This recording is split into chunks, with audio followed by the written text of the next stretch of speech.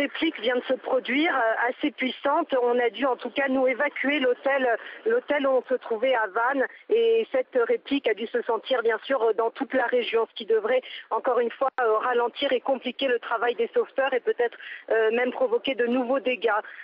Effectivement, quelques sauvetages ont encore lieu, comme celui que vous venez d'évoquer, mais plus de 48 heures après le séisme, et avec des répliques qui se poursuivent, eh bien, l'espoir est de plus en plus rare, même si 4 personnes, par exemple, ont pu être sorties vivantes des décombres aujourd'hui à Erciche. Ce genre de choses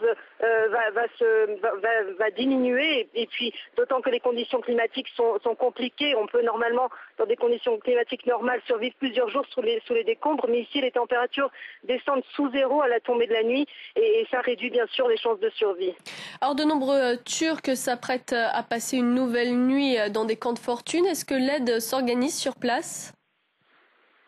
Alors l'aide s'organise, mais pas assez vite au goût des rescapés eux-mêmes.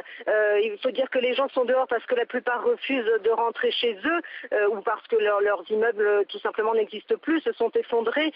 Donc le problème qui se pose maintenant, c'est celui de l'aide d'urgence et de l'abri, notamment dans ces températures glaciales.